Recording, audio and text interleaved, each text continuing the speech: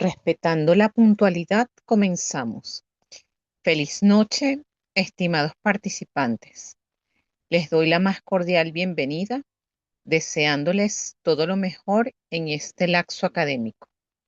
Damos inicio a la primera clase en vivo del periodo 2026-6 para la unidad curricular Teoría de los Tratamientos 1, sección R1.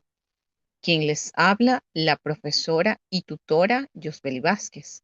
Para mí es un gusto acompañarles en este breve tiempo donde conoceremos la profundidad y complejidad teórica de la primera parte de los tratamientos psicológicos enfocados en el abordaje de los trastornos psicológicos en la población infanto-juvenil.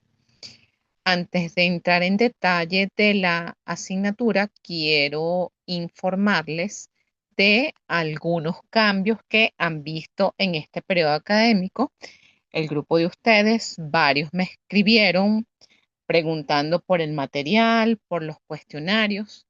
Como pudieron darse cuenta, se actualizó la plataforma virtual completa y aún no están los cuestionarios de evaluación disponibles. Estamos, o en mi caso, estoy en proceso de gestionar todo lo que tiene que ver con ambos cuestionarios. Intenté publicar el número 1, pero tuve algunos temas de índole administrativo con las preguntas de esas evaluaciones. Entonces, a la brevedad posible, en este fin de semana, van a estar disponibles los dos cuestionarios. Este espacio es oportuno para informarles que ya no estarán al alcance de los estudiantes los bancos de preguntas y respuestas. Muy probablemente, en mi caso, creo que alcancé a publicar, pero según las nuevas directrices institucionales, estos van a ser eliminados. También en este caso se realizó la matriculación de ustedes y nosotros, los tutores, el día miércoles. Por eso, en algunos casos pudieron darse cuenta de que incluso ni siquiera la bienvenida, los listados estaban al momento de que ustedes ingresaron, pues esa matriculación por la adecuación de la nueva página se hizo el mismo día que inició el periodo. Todos los elementos que corresponden a los recursos de consulta, a las evaluaciones, las hemos estado incorporando progresivamente. Ya para este fin de semana ya debemos tener todo listo para que ustedes hagan sus consultas respectivas y puedan hacer sus evaluaciones. ¿Alguna duda con respecto a estos nuevos cambios? No sé la razón por la que se eliminaron el banco de preguntas y respuestas. Tenemos que hacer todo como que si la página está en cero. Por eso ha sido un poco tardío que ustedes dispongan de toda la información. En cada uno de los recursos de consulta se les va a dejar el material que van a utilizar para estudiar y poder resolver los cuestionarios. Pueden hacer uso del chat, pueden hacer uso del micrófono, el que tenga alguna duda, alguna inquietud, planteamiento, antes de continuar.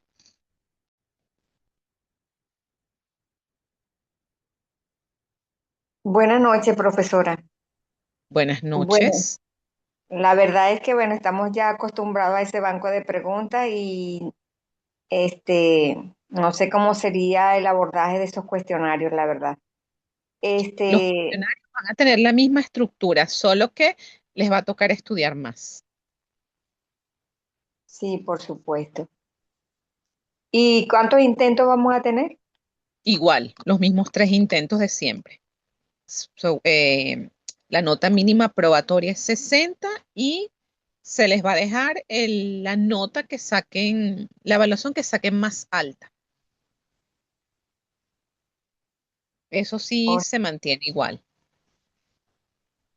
La bueno, estructura entonces, la estructura no, de los cuestionarios es el mismo. Ya listo, o sea que tenemos es que responder de acuerdo a ese material sin ningún apoyo de ningún tipo, ¿cierto? Bueno, ese es el material de apoyo, solo que ya no lo van a tener tan fácil como antes. Está bien. Bueno, gracias. Claro, eso ya no, eso no depende de los tutores, esos son lineamientos institucionales y nosotros tenemos que regirnos por esos nuevos cambios. Incluso, si se pudieron dar cuenta, desde el periodo pasado o el mes pasado ya dejaron de llamarse encuentros síncronos, sino clases en vivo. Entonces, se ha ido actualizando y haciendo cambios en la manera de manejarse tanto el lenguaje del aula como la imagen, como las evaluaciones. Entonces, por eso, muy probablemente a partir de este periodo y el siguiente, pues el primer día es que van a tener o vamos a gestionar todo lo correspondiente a las evaluaciones. Buenas noches, profesora. Por aquí, Fiorella. Buenas noches, Es un Marcela. gusto saludarla. Yo en mi poder tengo un material que me parece que está muy interesante. Dice, está desglosado inclusive por unidades. El examen que vamos a presentar es en base a este material y todo lo demás que estamos leyendo. ¿Es correcto? Ya no. Si tienes eso en tu poder, chévere, pero el lineamiento que se nos dio es que no van a contar con ese banco de preguntas y respuestas por unidad, sino que lo van a hacer en base al material que nosotros seleccionemos, que es el material en base al cual van a estar las preguntas de ese cuestionario. Bueno, pero yo lo estuve leyendo y estuve leyendo todas las unidades y tienen mucha similitud. Realmente hay como un engranaje entre uno y otro. Claro, claro, pero tú lograste bajarlo en este caso, pero ya a Mm. partir de esta noche no va a estar disponible. Chévere si Ah, estudias por allí, pero ya no vamos a tener ese banco de preguntas y respuestas, sino un material general en base al cual se va a generar esas preguntas del cuestionario. Si está en ah, coherencia, obviamente, era el lineamiento anterior que estableciéramos ese banco de preguntas y respuestas, obviamente por unidades. claro. Va a Ok, ser ahora, entiendo, un poco más complejo. sí. Bueno, muchas gracias por la información. Ok. ¿Alguna otra pregunta de índole administrativo? Claro, como ustedes ya tienen tiempo, están en un nivel avanzado, pues les chocará el nuevo, quizás los nuevos lineamientos y los nuevos parámetros, pero hay que ajustarse a los cambios. Sí, está bien. Gracias, profesora. Se me pasó agradecerle. Gracias. Ok, a la orden. Bueno, Disculpe, ah, disculpe. ok, Eh, yo sé que no es su materia, no es su campo, pero psicología de la salud, ajá. allí sí no, todavía no está descargado en los exámenes, o sea, para poder presentar exámenes. Me No en, imagino, en ninguno. Me imagino que son pocas las unidades curriculares. En mi caso está el cuestionario, pero no pude terminar de configurar las preguntas ya, por un tema de configuración. ok, Pero a partir de este fin de semana lo van a tener completo. Entiendo que en psicología de la salud muy probablemente haya un cambio de tutor, porque algunos de los tutores, o sea, nos rotan, pues. Entonces ok. me imagino que no han terminado todavía la asignación de esa unidad curricular. Entiendo que muy probablemente, dado esto, podría ser que hagan una extensión en relación a la fecha de cierre o de evaluaciones. Ok, Supongo que eso estará contemplado dentro de la nueva estructura, porque han habido cambios tanto en ustedes, que es el sistema mensual, como en el sistema que es trimestral estándar. Entonces, bueno, hemos tenido cambios en todos estos aspectos de índole administrativo, de evaluación y del funcionamiento de las clases. Muchísimas gracias, profesora. A la orden. ¿Alguna otra duda? Las personas que se están incorporando recién.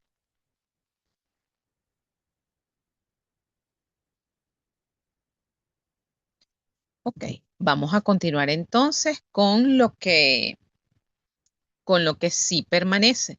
En esta sesión académica conoceremos lo que es el funcionamiento y la estructura organizativa de esta unidad curricular. El plan de evaluación se mantiene igual en el sentido que van a ser sus dos cuestionarios. En mi caso, el cuestionario número 1 va a evaluar las unidades 1 y 2 y el cuestionario número 2 va a evaluar la unidad 3. Las fechas claves de este periodo recién comenzó este miércoles 10 de junio y tiene como fecha de culminación estimada el próximo 2 de julio. Igual ustedes saben que le vamos haciendo el acompañamiento constante y le vamos informando de los pasos siguientes. En esta sesión tendremos una breve introducción al contenido teórico de la unidad 1 para que ustedes vayan ubicándose en el contexto de esta unidad curricular. Recordemos que el periodo académico se desarrolla a lo largo de las siguientes semanas, dentro de las cuales tenemos 2 clases en vivos para conocer los correspondientes a los temas de esta unidad curricular y la evaluación que consiste en 2 actividades sumativas de carácter netamente teórico, que para el caso de ustedes siguen siendo los 2 cuestionarios. Siendo este el primero, la segunda clase será el próximo viernes 19 de junio a las 7 de la noche. Como siempre, se les va a enviar su mensaje a través del foro de anuncios como recordatorio del mismo y con las coordenadas de ingreso. Ya indiqué que el cuestionario número 1 en este caso va a evaluar las unidades 1 y 2 y el cuestionario 2 la unidad 3. Este fin de semana ya tendrán disponibles todos los recursos de apoyo para dar respuesta a esas evaluaciones. En cada uno de los recursos de consulta se les va a dejar el material de apoyo. Mi objetivo como tutora es darles estructura y a su vez crear un ambiente de aprendizaje que sea inspirador, motivador, donde puedan sentirse cómodos compartiendo sus ideas, preguntas y reflexiones, sobre todo en esta unidad curricular que es clave para el ejercicio de aquellos que se vayan a dedicar al área de la psicoterapia. Ahora paso a describirles el objetivo general de la unidad curricular. Teoría de los tratamientos 1 está organizada en 3 unidades de competencia. El objetivo de esta asignatura es analizar los modelos cognitivo-conductuales de tratamiento psicológico mediante la construcción de un marco conceptual para la planificación terapéutica de soluciones a distintas problemáticas y patologías clínicas del niño y del adolescente en los diferentes contextos con una actitud ética y reflexiva. La unidad 1 tiene como propósito analizar los modelos básicos de abordaje inicial como estrategias para la intervención de las diferentes corrientes psicológicas. Los núcleos temáticos correspondientes a la misma son los tratamientos psicológicos y las psicoterapias, su definición, los aspectos comunes, funciones del terapeuta, psicoterapia de apoyo individual y de emergencia, modelos y técnicas. Por su parte, la unidad 2 tiene como objetivo estudiar los modelos y las técnicas de abordaje cognitivo-conductual para la planificación de estrategias de tratamiento. Los núcleos temáticos, en ellos se profundizará en lo que son las terapias de la conducta o del comportamiento, en el que se conocerá en específico las técnicas de exposición basadas en el condicionamiento operante y encubierto, las técnicas de autocontrol, de adquisición de habilidades, de relajación, las técnicas cognitivas de reestructuración cognitiva, de afrontamiento y combinadas. Por último, la unidad 3 tiene como objetivo el diseño de planes de intervención para el abordaje de los trastornos clínicos asociados a la modificación de conducta. Los núcleos temáticos de esta unidad son la estructura y la planificación del tratamiento psicológico, la formulación de objetivos terapéuticos, la evolución terapéutica y los protocolos de tratamiento. Con respecto a lo que son las referencias sugeridas para esta asignatura, pues hay infinidad de manuales. Sin embargo, yo en cada unidad les voy a dejar un material en el cual se van a guiar para realizar sus evaluaciones. Entrando en el contenido teórico propiamente dicho, a continuación se va a desarrollar la clase correspondiente a la unidad 1 de Teoría de los Tratamientos 1. Tema, los tratamientos psicológicos y las psicoterapias, que tiene como objetivo analizar los modelos básicos de abordaje inicial como estrategias para la intervención desde las diferentes corrientes psicológicas. Como pueden darse cuenta, Teoría de los Tratamientos 1 tiene como foco el enfoque cognitivo-conductual. Sin embargo, en esta primera unidad vamos a conocer los tratamientos psicológicos desde los distintos enfoques. Por tanto, profundizaremos en lo que son los tratamientos psicológicos y las psicoterapias, su definición, los aspectos comunes, conoceremos cuáles son las funciones del terapeuta, las características de la psicoterapia de apoyo individual y de emergencia y de manera general los modelos y las técnicas. Vamos a comenzar con la principal interrogante de este tema. ¿Qué es la psicoterapia? Parte de la dificultad de la respuesta a esta pregunta se encuentra en la naturaleza compleja y diversa de este campo. Actualmente existen una multitud de psicoterapias modernas que difieren en cuanto a sus supuestos subyacentes, sus focos de tratamiento, sus objetivos y los métodos para alcanzar esos objetivos. Cuando hablamos de los objetivos en psicoterapia, estos son los objetivos terapéuticos. Estas múltiples definiciones de psicoterapia convergen en ciertos conceptos comunes. Mencionaré a título de ejemplo las siguientes definiciones que además provienen de autores de diferente orientación. Voy a comenzar con la definición y la conceptualización que hacen Laplanche y Pontalis, que tienen un enfoque psicoanalítico y definen a la psicoterapia en sentido amplio como todo método de tratamiento de los desórdenes psíquicos o corporales empleando medios psicológicos y de manera más precisa el enfoque en esa relación terapeuta-paciente.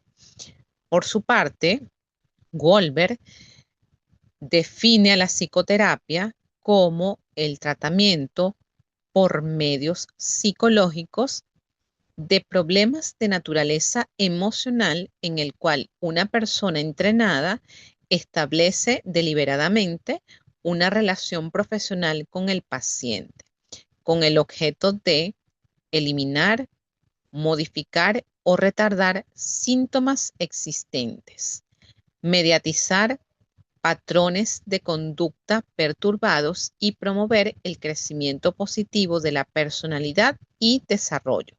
Podemos ver en este caso que habría un enfoque de carácter conductual. Comparando las distintas definiciones de psicoterapia, vemos que ellas constituyen y contienen un núcleo conceptual común, hecho también señalado por otros autores como Posh y Ávila Espada, que son autores que han desarrollado su línea de trabajo en lo que son los tratamientos psicológicos. Para estos autores, la psicoterapia se basa en la relación profesional y humana de uno o varios pacientes con uno o varios especialistas. La relación terapéutica es una relación profesional que asienta o tiene su base sobre una relación interpersonal. Esta relación profesional exige roles técnicos específicos y asimétricos, los cuales se sostienen a partir de una relación humana entre personas que están de acuerdo en trabajar juntas. Cuando nosotros hablamos de que esa relación profesional tiene un carácter asimétrico, es porque el terapeuta tiene el rol de autoridad, el rol de poder, el rol de control, el rol del que sabe. Y el paciente está del otro lado, del lado que se deja acompañar y guiar en ese proceso terapéutico. Si bien se admite que la psicoterapia es una práctica multiprofesional, se exige que quien la practique tenga un entrenamiento específico en las técnicas que va a emplear, además de una formación básica a nivel clínico y psicopatológico.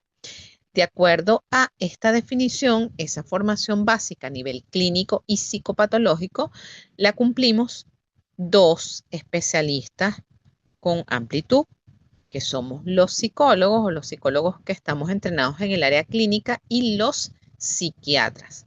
Sin embargo, de acuerdo al enfoque, sobre todo lo que es el enfoque psicodinámico, el enfoque gestal, permite que médicos, educadores u otros especialistas se formen como psicoterapeutas.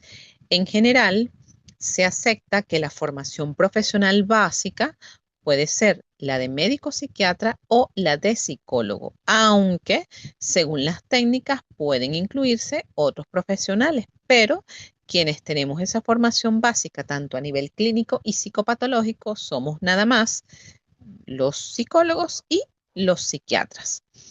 Estos criterios de entrenamiento en estas técnicas psicoterapéuticas o esta formación en psicoterapia van a variar según los países y existen casos en los que la formación de psicoterapeuta no se da a nivel de posgrado, sino que constituye una formación de grado específica, hablándose entonces de la psicoterapia como una profesión en sí misma.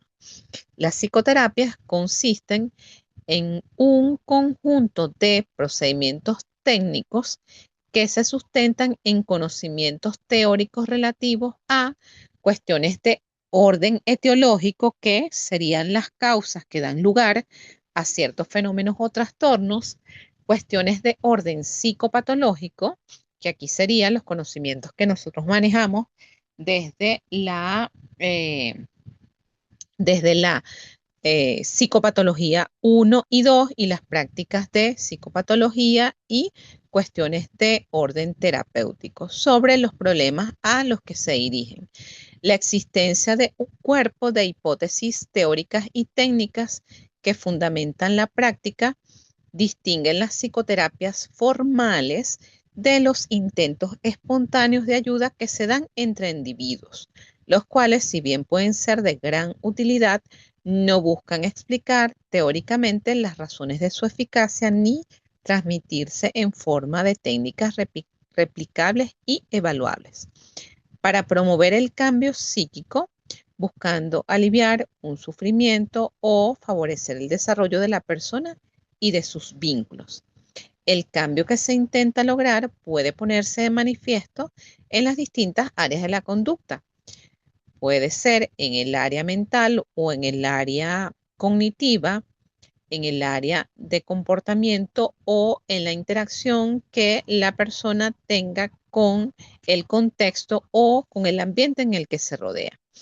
El sufrimiento puede deberse a un trastorno definible en términos de los diagnósticos habituales según los parámetros de los manuales diagnósticos de SM o la clasificación internacional de enfermedades, que en este caso ya sabemos que la versión vigente es el CIE-11 y cuando hablamos del DSM estaríamos hablando de la versión del año 2013, el DSM-5 y el DSM-5 revisado de acuerdo al trastorno, que es su versión revisada entró en vigencia en el año 2022, al igual que el del CIE-11. O el sufrimiento puede corresponder a problemas y conflictos, tanto individuales como interpersonales de naturaleza más amplia, los cuales, aunque no entran en una clasificación nosográfica, tienen el efecto de obstaculizar o perturbar el desarrollo o el funcionamiento social de la persona, constituyendo para ella y para quienes la rodean una fuente de limitación o malestar. Ahora, con respecto a lo que son el alcance de los distintos conceptos de psicoterapia, podemos ver que de manera estándar ya nos estamos refiriendo a ese conjunto de técnicas que coinciden en las características señaladas. Si bien se van a diferenciar en distintos aspectos a nivel de teoría y a nivel de técnicas. En un sentido más amplio, toda relación de ayuda incluye una actitud psicoterapéutica, en la medida en que el profesional busca ayudar a la persona que consulta a afrontar psíquicamente la situación por la que está pasando. Y aunque no esté aplicando una técnica determinada, lo hace actuando de forma reflexiva, informada y clínica, es decir, atendiendo al efecto de sus intervenciones y actuando de conformidad con las reglas del arte.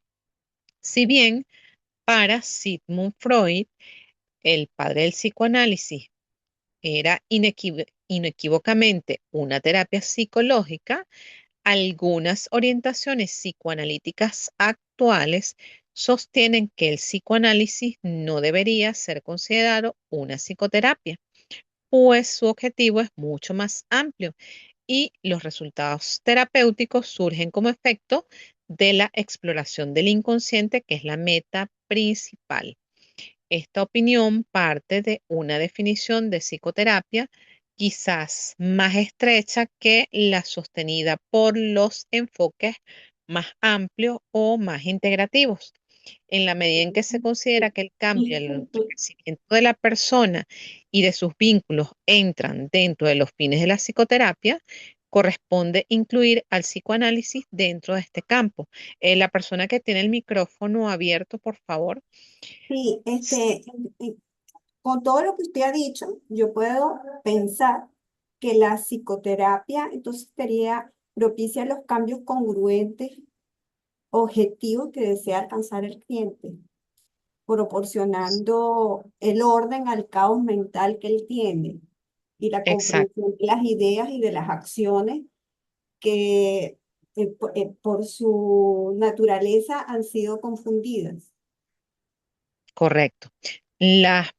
Vamos a dejar todos los comentarios para el final, para poder darle continuidad a las ideas y no interrumpamos el proceso.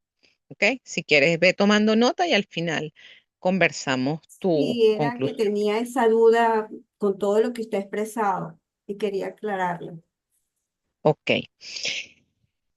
Siguiendo con el orden de ideas, podemos considerar que ciertos procedimientos como el counseling, que en español es traducido como consejería, y la psicoterapia de apoyo, estarían a mitad de camino entre lo que son las psicoterapias formales y la actitud inespecífica de sostén o consejo que están presentes en toda relación de ayuda. Con todo, existe evidencia de que esos elementos de apoyo o consejo también juegan un papel más importante que el que a veces se les reconoce. Esto ha sido demostrado incluso en estudios minuciosos de sesiones psicoanalíticas. También ha sido señalado que el uso inadecuado de los elementos de apoyo puede resultar iatrogénico, disminuyendo, por ejemplo, la autoestima o generando actitudes de dependencia. Que esto ha sido un punto muy criticado desde algunos enfoques que proponen que, en teoría, la relación terapéutica puede generar esas actitudes de dependencia. Si nosotros estamos hablando de una psicoterapia formal, más bien esos elementos de la relación terapéutica se toman en cuenta para establecer algunos parámetros de ayuda con los pacientes. Existen, por tanto, razones de peso para incluir a la consejería o al counseling y a la terapia de apoyo dentro de las prácticas psicoterapéuticas que requieren entrenamiento para poder ser utilizadas en forma sistemática. Desde la teoría, Feisas y Miró, en su obra Aproximaciones a la psicoterapia, proponen que existen algunos modelos de psicoterapia que pueden ser agrupados en 5 grandes orientaciones. En este sentido, ellos hablan de los modelos conductuales, los modelos cognitivos, los modelos psicodinámicos o psicoanalíticos, los modelos sistémicos y los modelos humanísticos existenciales. Cuando hablamos de los modelos conductuales o los puramente conductuales, porque luego está la integración del enfoque cognitivo-conductual, los fundamentos teóricos del modelo conductual tienen antecedentes en el positivismo y el empirismo. Estos modelos conductuales se nutren de las teorías clásicas del aprendizaje de Thorndike y en las teorías del aprendizaje social. Se define como la ciencia de la conducta. La conducta es el objeto de estudio y para ello utiliza el método científico experimental. Se denomina conducta a todo cambio que ocurre en un organismo. Desde esta perspectiva, todo lo que puede hacer un organismo es comportarse. El ser humano, entonces, al momento de nacer, tiene una determinada carga genética que es lo que pauta el temperamento. A partir de allí y como resultado de la interacción bidireccional continua y constante con el medio en el que se desarrolla, aprende a ser como es decir, aprende a comportarse, aprende a pensar y aprende a emocionarse. Este aprendizaje es entendido como experiencia, que es un proceso que ocurre a lo largo de la vida del sujeto. El modelo se desarrolla a partir de los trabajos de Watson, quien a su vez parte de las investigaciones de Pavlov y Becherek sobre el condicionamiento. Watson le legó a esta corriente la denominación de conductismo, así como el método de estudio utilizado del condicionamiento clásico. Watson desarrolló lo que se denomina la desensibilización sistemática, que es una técnica basada en el condicionamiento clásico que ha sido utilizada con mucha efectividad y eficacia en distintas situaciones clínicas. Alrededor de la década de 1950, Skinner, como resultado de sus investigaciones, desarrolla otro modelo de aprendizaje que es lo que conocemos como el condicionamiento operante o instrumental, con el que, poniendo el énfasis en las consecuencias generadas por el ambiente, trabaja en la modificación de la conducta. Hasta ese momento, el conocimiento generado no hacía posible acceder al estudio de lo interno del organismo, de lo que Skinner llamará el mundo bajo la piel, que son emociones, sentimientos, pensamientos e imágenes. A partir de la década de 1960 y al influjo de los profusos trabajos de investigación que siempre han caracterizado a este modelo, se desarrollaron lo que se denomina los modelos mediacionales. De aquí surge lo que es el aprendizaje imitativo, observacional o vicario, cuyo principal exponente es Albert Bandura. Y el aprendizaje cognitivo, que aquí entran en los modelos cognitivos puros, cuyos principales representantes son Albert Ellis, Aaron Beck y Michenbaum. Estos modelos mediacionales explican la adquisición de las conductas internas y por lo tanto permiten el desarrollo de las técnicas de modificación de las mismas. El modelo cognitivo es el actual desarrollo evolutivo del modelo y ha pasado a ocupar un lugar cada vez más importante en el tratamiento de los diversos problemas psicológicos y entidades clínicas y ha evolucionado en lo que se denomina terapia cognitivo-conductual. Las técnicas propiamente derivadas del modelo o conductual puro, los diferentes modelos de aprendizaje han dado lugar al desarrollo de una multiplicidad de técnicas basadas en ellos. Tenemos técnicas conductuales y técnicas cognitivas. Entre ellas destacamos lo que son las técnicas cognitivas puras, técnicas de exposición, la desensibilización sistemática, la exposición en vivo, la prevención de la respuesta, la detención del pensamiento, la inmersión. Dentro de los procedimientos operantes que aquí se introducen los conceptos de reforzadores, tenemos el reforzamiento con sus tipos, el positivo, el negativo, el castigo, la extinción, la saciedad, la discriminación.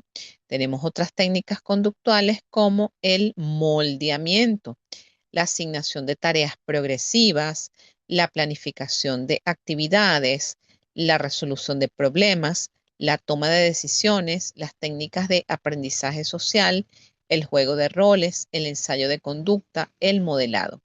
Y tenemos las técnicas puramente cognitivas, la reatribución, modificación cognitiva, el debate cognitivo, el cuestionamiento socrático y las autoinstrucciones y el biofeedback.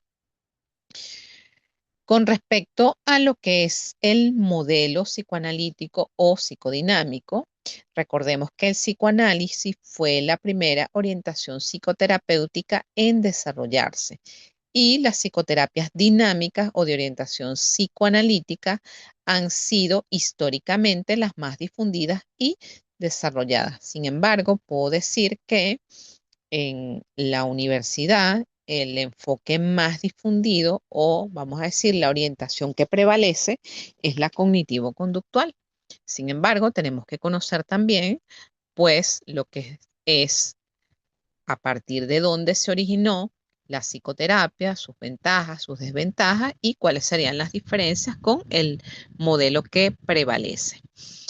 Con respecto a lo que son los fundamentos teóricos del enfoque psicoanalítico, a pesar de la diversidad de corrientes teóricas dentro del mismo psicoanálisis, todas coinciden en el concepto de inconsciente, de conflicto psíquico y en la importancia de lo que son las experiencias infantiles y del complejo de Edipo o la resolución del complejo de Edipo como determinantes de la patología. Dentro de esta escuela existen múltiples corrientes teóricas vinculadas por lo general a los aportes de determinados autores. Por ejemplo, aquí en Venezuela hay claramente dos corrientes, la freudiana y la lacaniana. La corriente freudiana originaria plantea a su vez más de una concepción del psiquismo, como lo son la primera y la segunda tópica de Freud. En la primera tópica se teoriza un aparato psíquico constituido por el inconsciente, el preconsciente y la conciencia. En la segunda tópica, el aparato psíquico estaría constituido por el yo, el ello y el superyo. También la teorización freudiana reformuló la teoría de las pulsiones. Así, en un primer momento va a distinguir las pulsiones sexuales, que son las de autoconservación, y posteriormente opondrá las pulsiones de vida a las pulsiones de muerte.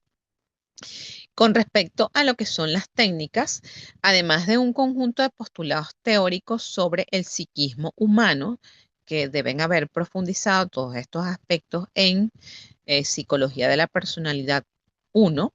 El psicoanálisis es un método psicoterapéutico que busca investigar la conflictiva infantil inconsciente del paciente como una forma de enriquecimiento en la comprensión de sí mismo y de su historia, y concomitantemente como un camino de resolución de su patología.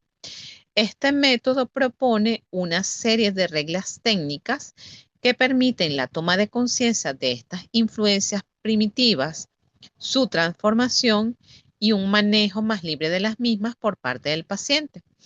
Estos métodos se basan en lo que se denomina la asociación libre del paciente, que va a facilitar la regresión y permite que el paciente pueda dar la expresión más amplia a sus emociones y pensamientos. Se jerarquizan también los aspectos no verbales de la comunicación, así como los distintos comportamientos del paciente, y tiene un énfasis en lo que es la relación terapeuta-paciente y en lo que se denomina la transferencia o las reacciones transferenciales, que es esa dinámica que se establece entre paciente y terapeuta y que va a estar en similitud con la relación que establezca el paciente originalmente con sus principales cuidadores o con esas figuras que representan las figuras parentales como la madre o el padre.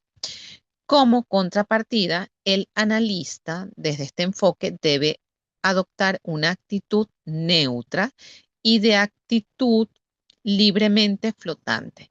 Esta actitud o esta atención libremente flotante le va a permitir descubrir configuraciones latentes que pueden no coincidir con el contenido manifiesto del discurso del paciente, prestando especial atención a los síntomas, a los sueños, a los laxus, a los recuerdos, entre otros. Con respecto a esta postura de neutralidad terapéutica, en la medida en que el terapeuta no toma partido por los distintos deseos o fuerzas en conflicto dentro del paciente y se abstiene de participar en la vida del paciente, es decir, no emite ningún juicio, no emite ningún tipo de crítica, sino que no busca establecer con él una relación social fuera de las sesiones. En este enfoque es penalizado el tener una relación más cercana con el paciente. La interpretación y la construcción son las herramientas que van a permitir procesar de una manera mejor los conflictos perturbadores. También el analista, como acabo de señalar, debe observar la transferencia, que pone de manifiesto los modos de relación primarios reeditados en el vínculo con el analista y su propia contratransferencia, es decir, las reacciones involuntarias ante el paciente, es decir, que en este caso se analiza los sentimientos o los pensamientos que nos genera esa relación con ese paciente. No con todos los pacientes desde este enfoque establecemos el mismo tipo de relación ni nos generan los mismos sentimientos. Estos sentimientos o estas reacciones transferenciales y contratransferenciales que fueron vistas inicialmente como un obstáculo o una dificultad, luego fueron considerados como un instrumento potencial para el cambio del paciente. Ahora, dentro de este enfoque es sumamente importante, yo diría no solamente dentro de este enfoque, sino en todo, y que además sería un indicador de organización, algo como lo que señaló la compañera, es el referido en psicoterapia al encuadre. Y el encuadre terapéutico es ese conjunto de condiciones constantes referidos al lugar donde se establece la terapia, al tiempo de la terapia, a la frecuencia de la terapia, que tienden a facilitar que se desarrolle un proceso de cambio en el paciente a través de una comprensión de aspectos inconscientes de sí mismo, que sería el insight o ese darse cuenta. Cuando nosotros llamamos encuadre, es la manera en que nosotros establecemos la organización de el tipo de sesiones, si van a ser sesiones individuales, sesiones de pareja o sesiones de grupo. el lugar, si se trata de sesiones online, si son sesiones presenciales, el tiempo. El tiempo es importante y se refiere al número de minutos que dura la sesión. Si estamos hablando desde el psicoanálisis, de un psicoanálisis tradicional, entonces, y en los otros enfoques, estaríamos hablando de un tiempo estándar entre 45 y 60 minutos, salvo en las primeras sesiones, que como sabemos son de evaluación y usualmente nos podemos demorar algo más de una hora. Y la frecuencia es si la sesión es de carácter semanal, es de carácter quincenal o una vez al mes. Esto lo va a establecer o se va a fijar entre el terapeuta y el paciente. En este caso, ciertos enfoques psicoanalistas ortodoxos, pues puede establecer o una sesión semanal o dos, o cuando ya esté en análisis profundo, que es como se conoce el proceso de psicoterapia desde este enfoque, puede ser de 3 a 4 veces por semana. Ahora, pasemos a lo que es la terapia familiar sistémica. En esta no voy a ahondar mucho, lo voy a mencionar someramente, ya que ustedes tienen una unidad curricular llamada terapia familiar, donde profundizan todos estos aspectos, pero que es importante que conozcamos que también es un modelo psicoterapéutico. La terapia familiar sistémica, esta plantea una nueva forma de conceptualizar los problemas humanos y a partir de esta, un método terapéutico que casi siempre se usa en terapia de familia. Este modelo o este tipo de terapia se origina al comienzo de los años 1950 en Estados Unidos a partir de dos raíces. Primero, la práctica psiquiátrica infantil en medios marginales a través de lo que proponen los autores Ackerman, Salvador Minuchin y Montalvo, y la investigación en el área de la esquizofrenia, en investigaciones sobre la comunicación humana y las familias de psicóticos. A finales de los años 1950, se inicia su enseñanza en los departamentos de psiquiatría y asistencia social en las diversas universidades. Aquí, los que tienen esta formación más específica, tal como nosotros los psicólogos, sobre todo enfocados en la terapia familiar sistémica, son los trabajadores sociales. Los pioneros en esta área fueron Ackerman en New York, Murray Bowen y Lyman Wine en Washington, Bors, Menke, Nagy, Framo y Zuck en Filadelfia, Salvador Minuchin y Montalvo en New York y Bason y su grupo en California. Este enfoque se apoya en la teoría de los sistemas abiertos utilizados en física y en biología. De acuerdo a él, se describe el organismo como una organización estratificada, jerarquizada, la cual trata de mantener la homeostasis o el equilibrio intercambiando en forma ininterrumpida materia, energía e información. Se diferencia al pensamiento analítico tomando en cuenta la totalidad de los sistemas y no el individuo aislado. Pone el énfasis en lo relacional. Toma de la teoría de los sistemas los conceptos de totalidad, interacción, organización, jerarquía, equifinalidad. De la cibernética toma los conceptos de homeostasis y retroalimentación. A partir de la teoría de la comunicación, el grupo de Palo Alto planteó la teoría del doble vínculo. Plantea el aspecto adaptativo de los síntomas en familias con vínculos perturbados. Las técnicas que se derivan de este enfoque son la reestructuración y la modificación de la estructura familiar, el establecimiento de los límites, la redefinición del síntoma. Se pone el énfasis en la función homeostática del problema. La posición del terapeuta, aquí hay una coparticipación con la familia para construir el sistema terapéutico que guiará el proceso. Ahora, con respecto a lo que son los modelos humanistas de la psicoterapia, abarcan a las concepciones fenomenológicas humanistas y existencialistas, desarrolladas en el campo psicoterapéutico. Dentro de las concepciones humanistas destacan la terapia gestáltica, el análisis transaccional y la psicoterapia centrada en el cliente, que este tiene un enfoque puramente humanista. De acuerdo a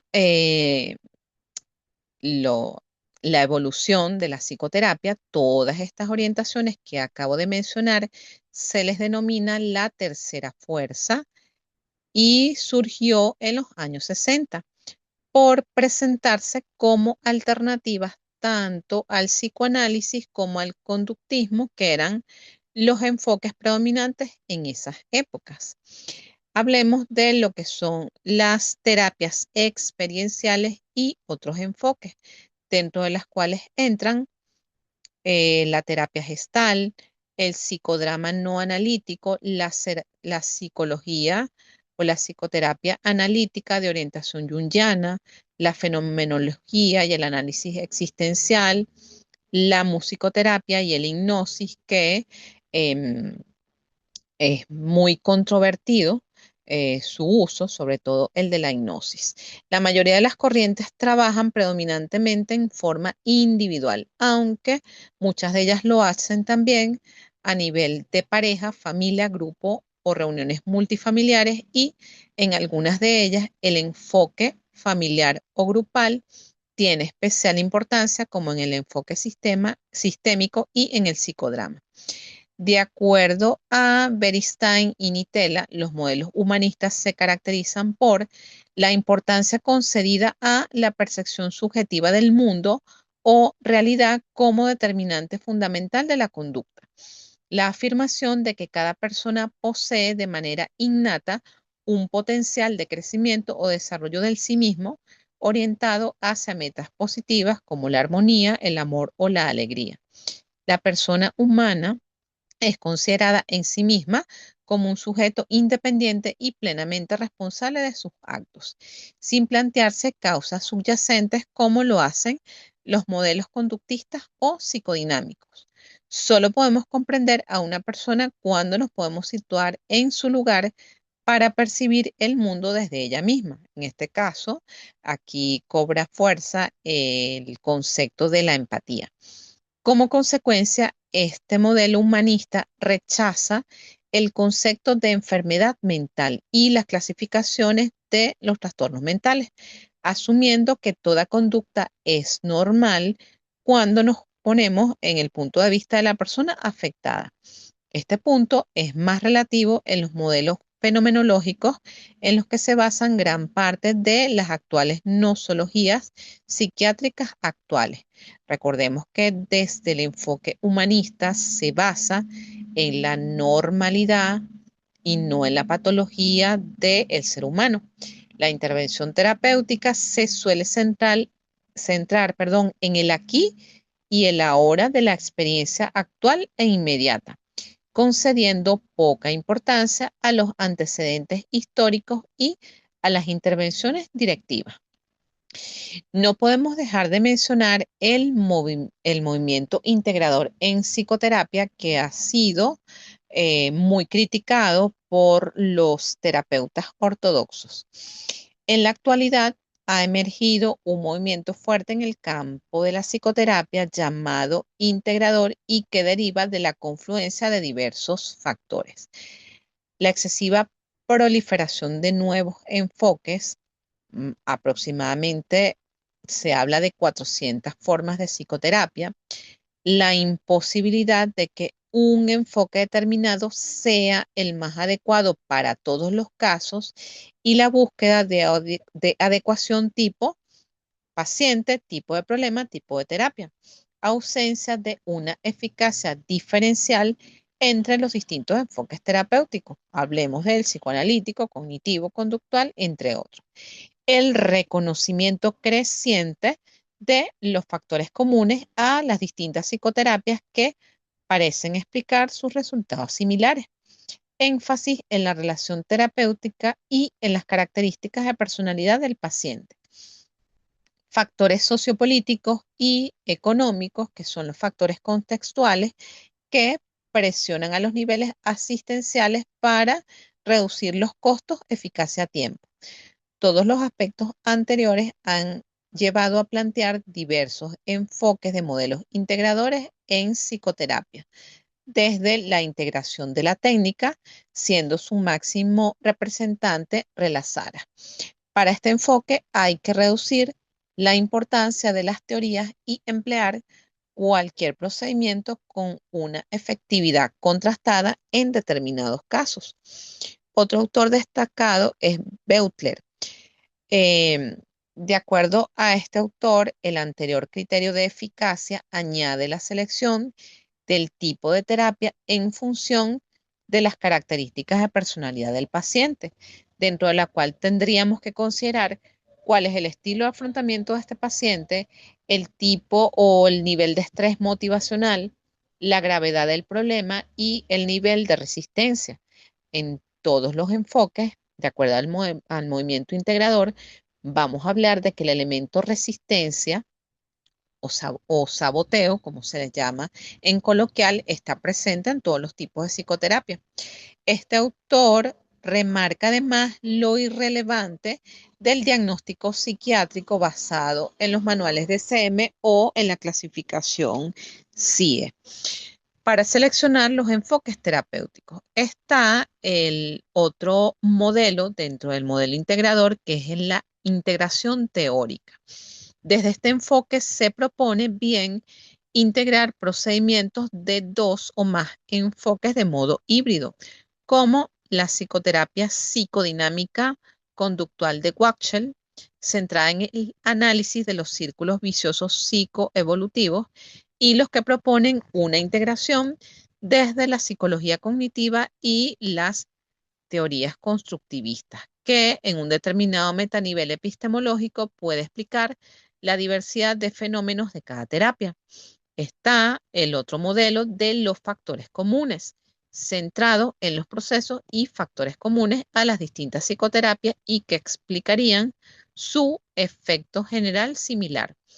Los autores más destacados son los clásicos Alexander y Kretschmer y su concepto de experiencia emocional correctiva y Frank, centrada en la psicoterapia como medio de reducir la desmoralización a través de determinados mitos, que serían teorías, y rituales, que serían procedimientos institucionalizados. De este modo, a nivel más general, existirían actualmente dos grandes corrientes, a su vez, con sus orientaciones particulares. Aquellos que propugnan un enfoque particular y aquellos que propugnan un enfoque integrador. Los datos de la investigación parecen cuestionar seriamente la actitud del enfoque particular, pero aún es muy temprano para poder defender la viabilidad de cualquiera de los enfoques integradores propuestos, aunque esta psicoterapia, de acuerdo a este enfoque, ya haya estado probado. Una actitud intermedia sería aceptar que existen diversidad de enfoques como algo positivo para el caso y tipo de paciente que lo necesite.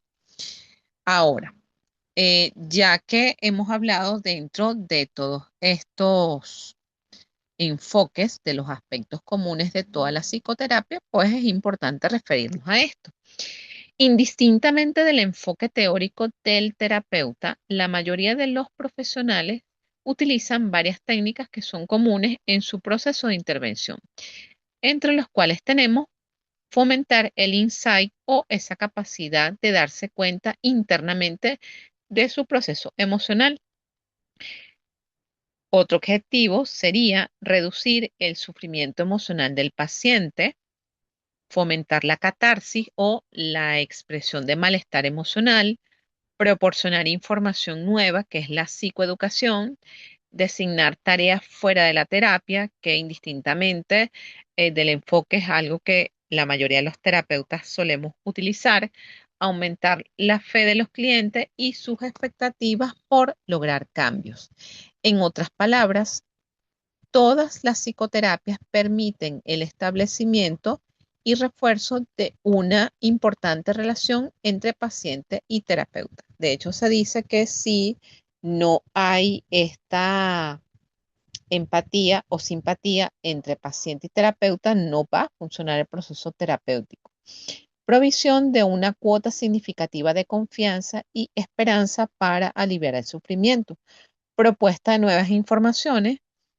De cierta manera, siempre se psicoeduca al paciente con respecto a su condición, a su trastorno, al pronóstico, a las distintas técnicas que podemos irlo llevando para poder mejorar y con ello nuevas posibilidades de aprendizaje.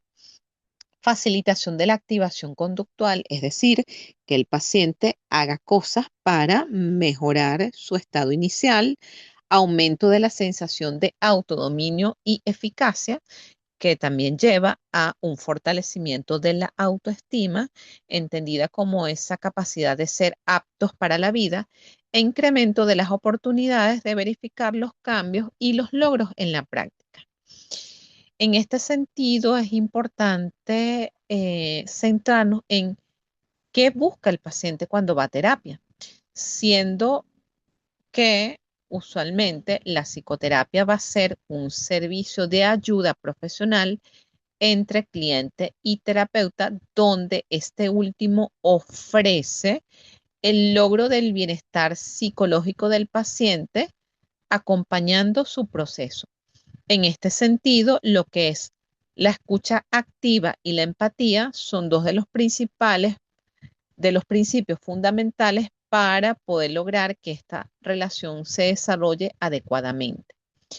Tanto el paciente como el psicólogo tienen que lograr dejar de lado durante el proceso de terapia las ideas preconcebidas que tengan sobre otras personas para facilitar el proceso. Por eso es que se dice que nosotros los psicólogos tenemos esa escucha activa, pero que además escuchamos sin emitir juicios, sin emitir críticas. ¿Por qué? Porque nosotros vamos a ayudar a ese paciente a resignificar el malestar o el sufrimiento que trae. Uno de los problemas principales de la psicoterapia suele ser el terapeuta. De él depende en gran parte la mayor probabilidad de éxito o de fracaso. De acuerdo a este punto, pues vamos a describir la importancia de las características del terapeuta. Las condiciones que ha de reunir un buen psicoterapeuta. Por una parte, el terapeuta dirige el tratamiento, no la vida del paciente. Ya desde allí tenemos que tener presente que nosotros no le decimos qué hacer el paciente. Nosotros lo llevamos a reflexionar su proceso, pero finalmente quien va a tomar la decisión de lo que va a hacer o no es el mismo paciente. La atmósfera de la relación paciente-terapeuta debe ser cálida. Siempre debemos preservar el bienestar emocional del paciente. Esto quiere decir que si nosotros estamos acompañando un proceso y nosotros vemos que hay ciertos temas que el paciente evita, que se llama en otros enfoques evitación experiencial, le va a generar una ansiedad con un nivel muy perturbador, nosotros tenemos que tener cuidado de irnos aproximando y no hacer una intervención directa, porque lo que podemos lograr es algo que se llama iatrogenia, que es, en vez de generar bienestar, generamos más daño psicológico y no es la idea del proceso terapéutico. Esta atmósfera, además de cálida y de cuidado, debe ser de escucha atenta y respetuosa. No establecemos juicios personales, siempre tenemos reserva con la información y somos muy cuidadosos al momento de realizar los señalamientos terapéuticos. Desde la primera sesión debe darse una alianza de trabajo que es denominada la alianza terapéutica. No podemos dejar de lado en preguntarle al paciente cómo se sintió en ese primer abordaje o en esas primeras sesiones. No hay nada como que el paciente se sienta escuchado, comprendido y no juzgado. Lo anterior implica encontrar significados, razones y los orígenes del funcionamiento psicológico del paciente. Y todas las hipótesis que nosotros tengamos con el paciente se las hacemos saber de una manera dosificada y de la mejor manera posible.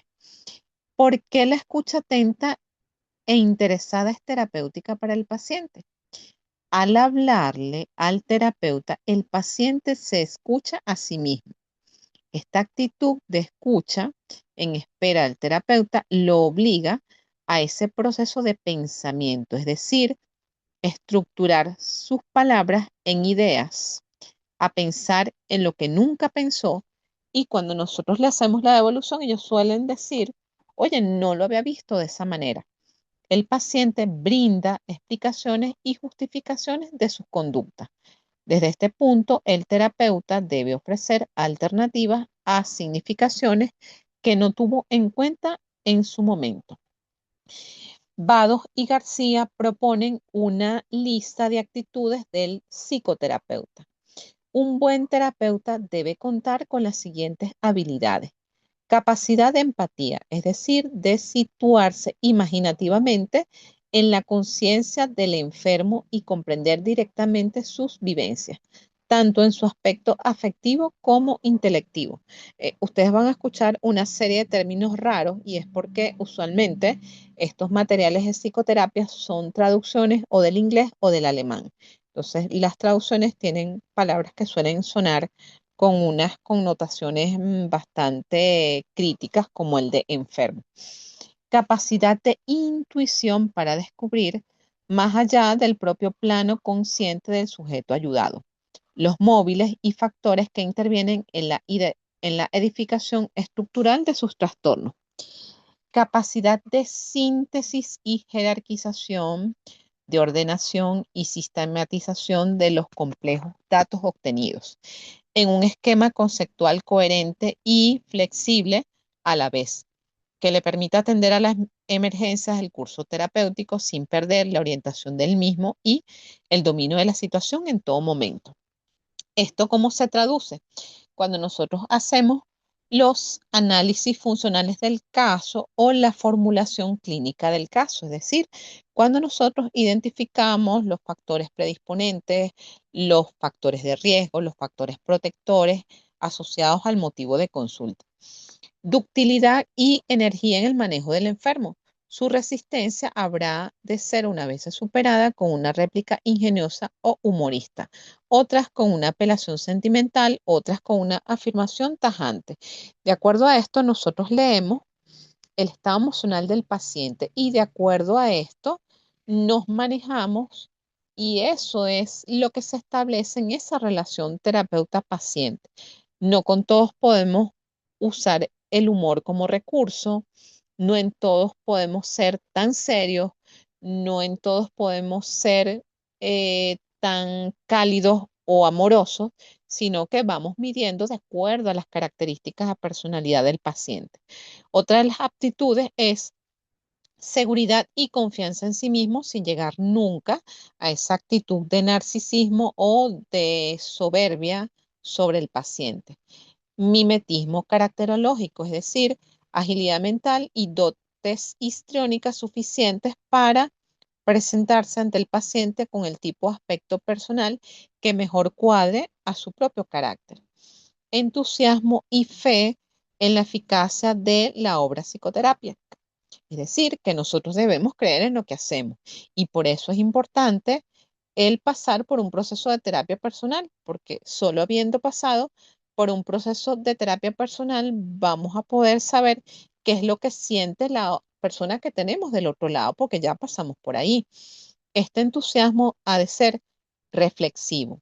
Se refiere al autoconocimiento de los recursos con que cuenta y la actuación cuando es llevado con plena responsabilidad. Esto nos va a llevar también a establecer cuáles son nuestras limitaciones. Es decir, no todos los terapeutas podemos trabajar con todo tipo de casos. Tenemos que tener nuestros recursos y nuestras limitaciones. A esto me refiero. No todos servimos para trabajar con poblaciones que yo llamo especiales o particulares. No todos tenemos habilidades para trabajar con niños y adolescentes, no todos tenemos habilidades para trabajar, por ejemplo, con pacientes oncológicos, no todos tenemos recursos personales ni habilidades para trabajar con adultos mayores o con población que tenga alguna condición crónica o con personas con adicciones. Entonces, solo teniendo nuestro proceso de terapia podemos saber cuáles son nuestras limitaciones y la responsabilidad de siempre formarnos en las distintas técnicas terapéuticas. Por último, y no menos importante, haré referencia a un tipo de psicoterapia basada en la temporalidad y que acorta el proceso de intervención. Se trata de lo que es la psicoterapia breve, intensiva y de urgencia que tiene un carácter o un enfoque bastante psicodinámico.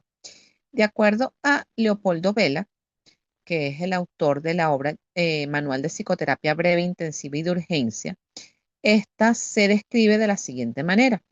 La psicoterapia breve, intensiva y de urgencia se enfoca en los rasgos cruciales del trastorno que presenta y va a permitir comprender la interrelación entre los componentes biológicos, sociales, familiares y físicos de la vida del paciente. Se intenta establecer continuidad entre los síntomas o problemas que se presentan y los conflictos, en los que se ha encontrado que tanto el análisis como la teoría de las relaciones objetales son valiosas y compatibles. Se enfoca en lo que el paciente ha aprendido de manera deficiente y lo que necesita desaprenderse y reaprenderse de un modo más eficaz posible. La esencia de la psicoterapia breve, intensiva y de urgencia consiste en una aproximación enfocada y sistemática. Belak describe que hay un perfil básico para esta psicoterapia y que se basa en los siguientes pasos. 5 o 6 sesiones de 50 minutos, por lo general, una por semana, sesión de seguimiento un mes después, la realización de la anamnesis completa, valoración psicodinámica y estructural de la personalidad, consideraciones de los aspectos médicos y sociales, plan para las áreas de intervención, plan para los métodos de intervención, plan para la secuencia de las áreas y métodos de intervención, decidir la aplicación del tipo de psicoterapia, si es individual exclusivamente o si se va a combinar con sesiones conjuntas o familiares. Consideraciones de tipo condiciones facilitadoras del proceso psicoterapéutico como el uso de fármacos, que ya sabemos, los psicólogos no medicamos y aquí entra la interconsulta con psiquiatría o con neurología, de acuerdo a la naturaleza del caso, o la evaluación de hospitalizaciones breves en el caso de alto riesgo suicida, de depresión de tipo mayor, de crisis o episodios psicóticos, de personas con condiciones médicas crónicas en el caso de que se amerite. El papel del terapeuta en la terapia breve requiere de una actividad mental más activa. Mientras se escucha, las intervenciones se tienen que conceptualizar y planificar de forma más activa a un grado mayor que en una terapia de larga duración. Ya para ir concluyendo lo que es la exposición de esta primera unidad, es importante tener presente lo que son los principios bioéticos que rigen al campo de la psicoterapia. Frente a un caso determinado, debe plantearse en primer lugar o debemos pensar cuáles son aquellas terapias que tienen estudios que muestran su efectividad a ese tipo de problema. Aquí quiero decir que usualmente el enfoque o las psicoterapias que tienen probada efectividad y que son aceptadas por los parámetros de la APA o la Asociación Americana de Psicología son las derivadas del enfoque cognitivo-conductual, pero también responsablemente debo decir que existen investigaciones donde se ha probado la eficacia de lo que es la psicoterapia psicodinámica, solo que las personas que tienen un enfoque ortodoxo suelen no sé cómo decir, mirar de lado o hacerse el loco de que existen otros tipos de terapia que también son válidas y efectivas para ciertas condiciones o trastornos. En situaciones complejas o cuando no hay suficiente evidencia comparativa disponible, debe darse prioridad a la motivación o preferencia del paciente. ¿A esto qué se refiere? Que hay pacientes, sobre todo aquellos que son muy ansiosos, muy estructurados, van a venir directamente. Yo quiero un terapeuta cognitivo-conductual. Okay, si tienes la formación, pues harás el enfoque cognitivo-conductual con este paciente. Por eso la idea, ustedes que están en formación, yo los invito a que de momento no se casen con ningún enfoque. Hagan la formación en distintos enfoques, conozcan las ventajas de cada uno, conozcan las limitaciones de cada uno. Por supuesto que existirán algunos enfoques que son más efectivos para ciertas condiciones, para ciertos tipos de pacientes. Ya con la práctica tú te das cuenta que sí, efectivamente, un enfoque cognitivo-conductual es perfectamente aplicable a condiciones de ansiedad, depresión, sobre todo cuando están en episodios de crisis, pero que muy probablemente termines usando un enfoque integrador porque hay otros elementos que luego van a surgir en la terapia. El enfoque conductual es muy provechoso para el abordaje de condiciones de trastornos del neurodesarrollo, sobre todo en la población infanto-juvenil. Entonces, no podemos mirar a los lados, sino que tenemos que estudiar con profundidad cada enfoque, cada paciente es diferente. Nunca vamos a aplicar el mismo tipo de terapia a todos los pacientes, aunque exista una estructura clásica. El paciente tiene derecho a estar informado de las razones por las cuales nosotros proponemos determinada forma de terapia, de las alternativas posibles y de la capacitación del terapeuta en dicha técnica. La relación terapéutica debe servir para que el paciente pueda encontrar sus propias soluciones a los problemas de su vida sin ser influido por las opiniones o preferencias personales no técnicas del terapeuta. Con esto cierro la exposición correspondiente a esta primera clase en vivo para Teoría de los Tratamientos 1. Muchas gracias por su atención. Voy a leer algunas consideraciones que dejaron por acá en el chat. Ok. Y da Inma. Buenas noches. Me ha llamado la atención que una compañera dice de una materia de psicología de la salud. No tengo esa materia cargada, por lo que puedo percibir, no cargan igual. No, porque eso va a depender de las asignaturas que ustedes hayan inscrito en este periodo. No todos siempre inscriben las mismas. Inma también dice sobre la evaluación del caso clínico, ¿cuál considera que es el error más común que debemos evitar al abordar el cuestionario bajo la perspectiva de estos modelos que estamos viendo hoy? No entiendo esta pregunta. En el caso geriátrico, ¿cuál es la clave desde el modelo conductual para conectar las patologías biomédicas del adulto mayor sin caer en el reduccionismo puramente médico? Esta última pregunta va a depender de la condición que tenga ese adulto mayor, va a depender de la patología, de la cronicidad, de la edad, de la comorbilidad, de la evaluación que se haya realizado, si tenemos una condición neurocognitiva o si es una condición crónica. Y bueno, va a depender de qué es lo que lleva o cuál es el motivo de consulta. A partir de allí van a existir muchas consideraciones. Usualmente en los adultos mayores, en la población geriátrica, muchas veces acuden a consulta por condiciones o desde el punto de vista neuropsicológico. Entonces allí el abordaje o el plan de intervención estaría enfocado en lo cognitivo-conductual y en el lograr que esta persona recupere cierta funcionalidad, en que la persona logre un nivel mínimo de independencia de acuerdo a la función mental que esté afectada en su momento. También tenemos que considerar la psicoeducación con los familiares.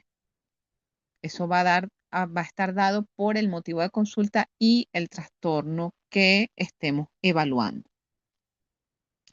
Inma, si puedes hacer o rehacer la pregunta del error más común, porque no entiendo esa pregunta. ¿Algún otro participante tiene alguna duda, alguna consulta? Pueden hacer uso del chat, pueden hacer uso del Profesora, chat. buenas noches para todos. Soy Ana Buenas. Cristina, tengo una consulta puntual. Ajá. Habló durante su excelente presentación, gracias por eso, gracias por esa calidad, pero sobre todo por el amor que le pone a lo que usted hace. Hablamos acá, usted nos dijo que había un grupo de terapias que se conocía con el nombre de tercera fuerza. Pregunto, Ujú. ¿esas terapias de tercera fuerza es lo mismo que las terapias de tercera generación? Sí, tal cual. Esa. Ok, Están las ok. terapias humanistas, las terapias experienciales, las gestal, todo ese grupo de terapias. Agradecidísima, agradecida. Gracias por tu Bueno, pregunta. bueno, por aquí yo de nuevo, profe.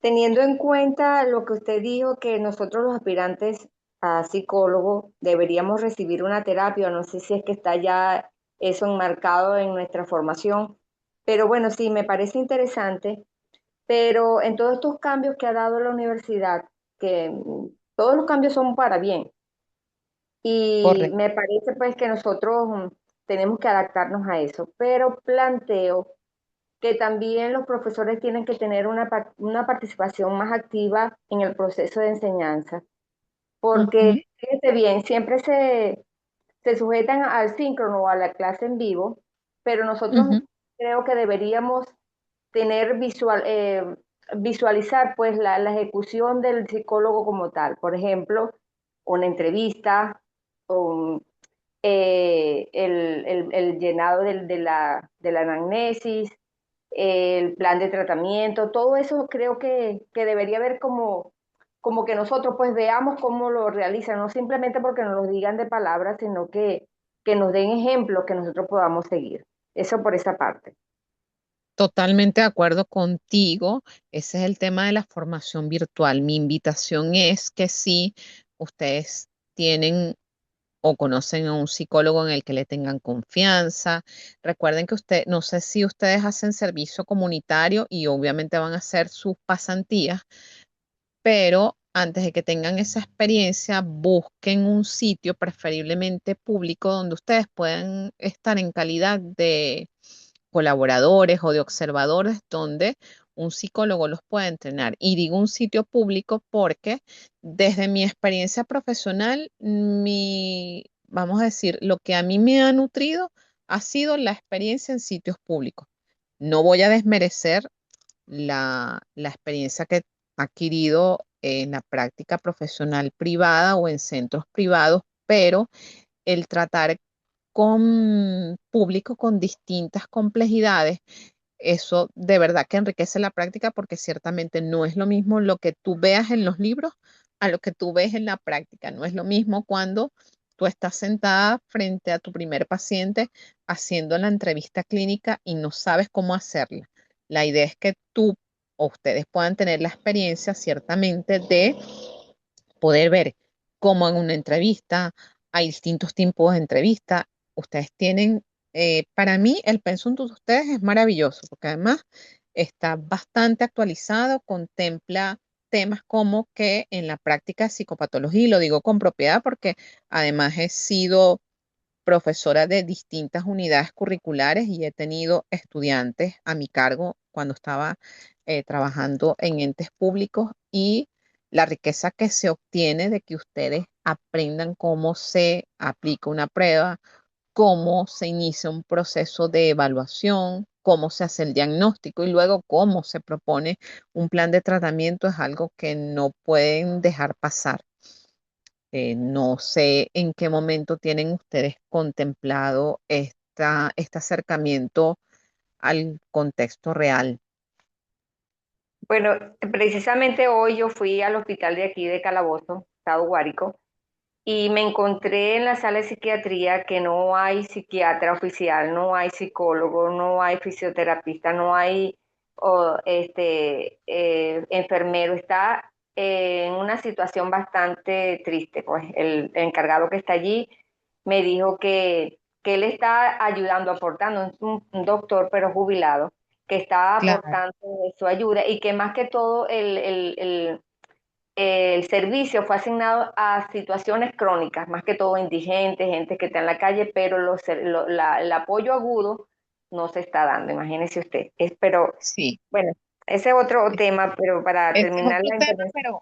pero es cierto porque además es lo que vivimos. Yo además de profesora en la UBA, soy profesora en la Universidad Central de Venezuela y sé de primera mano que práctica, como dice una colega, financiamos el hobby de dar clases. Porque si tú te pones a ver cuánto es el sueldo de un psiquiatra o de un psicólogo en un hospital público y tú dices, primero que son pacientes desgastantes, no pierdes tu tiempo allí, salvo que seas pasante o estés como residente cuando estás haciendo posgrado. Es lamentable, pero es así. Bueno, lo otro para terminar era que felicitarla pues por su intervención, me parece interesante. Creo que yo particularmente la oiré varias veces y quería saber si se han tomado en cuenta toda esa exposición para el cuestionario. Sí, claro, sí. De hecho, todo este material fue elaborado por mí. El guión funcional de lo es basado en base a lo que ustedes ven en el aula virtual. Por supuesto, como les dije, estoy en ajuste del material de los cuestionarios. De todas maneras, yo les informaré oportunamente cuál es el material que en base al cual ustedes van a estudiar y precisamente esta clase, desde lo teórico, es centrada en lo que a ustedes les interesa conocer, como para que digo, bueno, yo no vi eso en la universidad, sí, sí, sí lo viste, si pasaste por mi mano, sí, Ok, perfecto. Muchas gracias, profesora. a la orden. Con respecto a la terapia personal, siempre les recomiendo a todos los estudiantes que pasan por mis manos, por favor, hagan terapia psicológica. ¿Por qué? Porque cuando usted tiene un paciente al frente y tiene o le estás poniendo una situación por la que usted ha pasado y no lo has resuelto adecuadamente, cuéntame cómo desde la objetividad tú vas a acompañar a ese paciente si tú no has resuelto tu tema. Y toditos tenemos temas con nuestra mamá, con nuestro papá, los que tenemos hijos, en las relaciones de pareja, algo que vivimos todos con los duelos. ¿Cómo acompañas tú un duelo migratorio si tú eres migrante o tienes gente que ha migrado y eso es un duelo por el que todos pasamos, el duelo del país? Eso tienes que resolverlo en terapia, porque ¿cómo vas a acompañar tú ese proceso si tú no has resuelto tu propio proceso? Ahí es cuando, desde la objetividad, desde la neutralidad, no contaminamos al paciente con ese proceso y limitarnos, ok, yo no puedo con esto. Éticamente, tú puedes referir al paciente, mira, yo conozco a alguien que es especialista en esto. No podemos trabajar con todos los casos, eso es un alcance. Entonces, la invitación es que hagan su proceso de terapia personal. Buenas noches, profesora.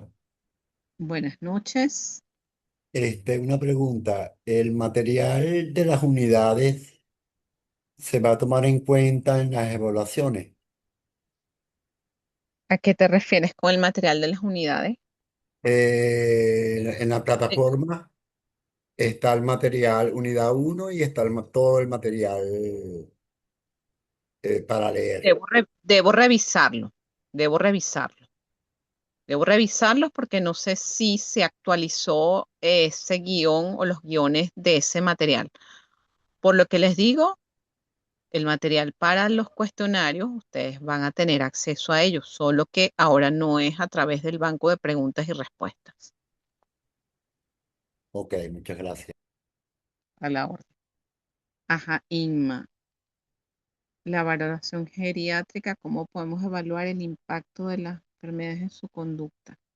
Es que eso va a estar mediado por el tipo de enfermedad física.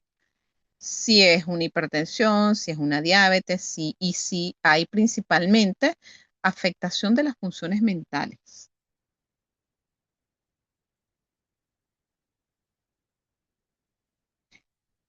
Ok.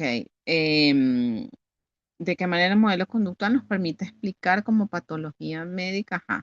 Depende del dolor crónico, si se trata de una fibromialgia, por ejemplo, o si es un dolor crónico asociado a artritis. Entonces, vamos a evaluar cómo esa condición física afecta las funciones mentales y cómo afecta la regulación emocional, porque muchas veces, bueno, está afectado la parte de la memoria o la parte del pensamiento, la parte del lenguaje, pero también hay que evaluar desde la afectividad si esa persona ha desarrollado algún cuadro depresivo o algún cuadro ansioso a partir de la sintomatología clínica. Cuando hacemos el análisis funcional del caso, entonces vamos a desglosar en esa lista de problemas y eso va a estar mediado por el motivo de consulta. Ok, al paciente le interesa más recuperar la funcionalidad del proceso de atención o del proceso de memoria, o si le interesa trabajar su estado emocional. Allí es donde vamos a tomar ese modelo conductual, no solo para explicar, sino para la intervención, que es el proceso de terapia como tal. Y evidentemente vamos a evaluar por áreas. Y allí, ya ustedes que deben haber visto psicopatología, es que nos va a servir como modelo el hacer la impresión diagnóstica del examen mental, porque en examen mental vemos todo. Cómo está la inteligencia de ese paciente, cómo se ubica en el tiempo, el espacio, en la persona, cómo establece la relación con el terapeuta. ¿Es colaborador, no es colaborador? ¿Es resistente? ¿Es tímido? ¿Es un paciente negacionista? Desde la afectividad, bueno, está deprimido, está ansioso, está neutro, hay negación o no, tiene conciencia de enfermedad o no, tiene ligera conciencia, mediana conciencia, no tiene ningún tipo de conciencia. ¿Cómo está ese pensamiento? Si cuando tú le estás haciendo esa pregunta, si su lenguaje se entiende, si su discurso es coherente, si los planteamientos que hace están en coherencia con lo que tú le estás preguntando. El examen mental te va a dar la pauta para tú muchas veces hacer esa intervención. Ok, factores de riesgo. Es un paciente adulto mayor que vive solo, que está institucionalizado o que vive con un familiar. Entonces ahí eso sería un factor de riesgo, un factor protector. Tiene una condición aparte de la dolencia física, es una persona que no está bien alimentada. Entonces, eso va a ser un factor que tú vas a tomar en cuenta. ¿Cómo está el sueño? Esta persona, ¿cuán afectado tiene el sueño o no? ¿Cómo se está alimentando? ¿Cumple con su horario? ¿Hace ejercicio? ¿No hace ejercicio? ¿Es un adulto mayor dependiente o es un adulto mayor que es funcional y que es independiente y que puede valerse por sí mismo? Es un conjunto de factores, no uno solo, sino hacemos un estudio integral del paciente para tomar decisiones al momento de hacer ese plan de intervención. De todas maneras, probablemente en la clase de la semana que viene les vaya a quedar mucho más claro em, todos estos aspectos que están preguntando, porque bueno, las técnicas van a ir en base también a el motivo de consulta del paciente. Sin embargo, en este caso, Recuerden que lo que es el abordaje de pacientes geriátricos o adultos mayores lo van a ver en teoría de los tratamientos 2. Ahorita vamos a hacer el énfasis en el modelo conductual, pero en el abordaje de la población infanto-juvenil. ¿Alguna otra duda, consulta, pregunta?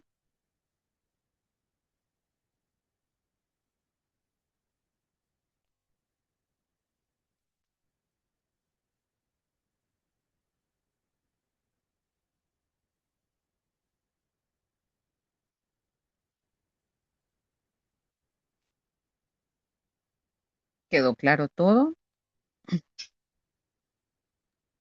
Sí, profesora, muchas gracias. Pues esperemos pues que podamos dar la talla de todo ese material que usted nos ha compartido.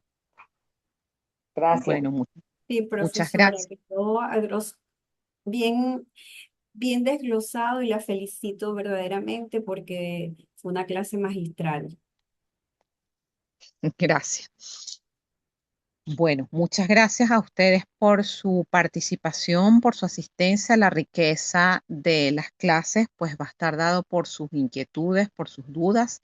Si en el transcurso de la semana tienen alguna duda, alguna inquietud, no duden en hacérmela saber y la podemos retomar en la clase de la semana que viene con sus dudas, pues, y su participación es mucho más rico.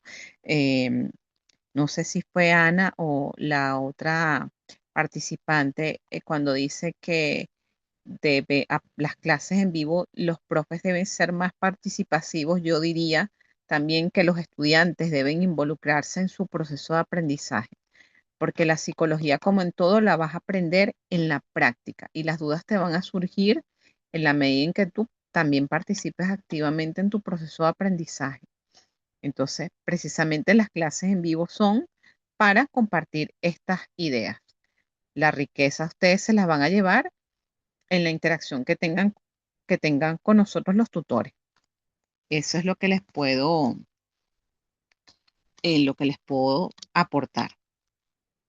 Entonces, bueno, muchas gracias por su atención, por su participación. Recuerden que la grabación de esta clase les va a quedar disponible en el foro de anuncios una vez que se haya generado el enlace de grabación. Que tengan muy buenas noches y feliz fin de semana. Gracias, hasta luego. Hasta luego.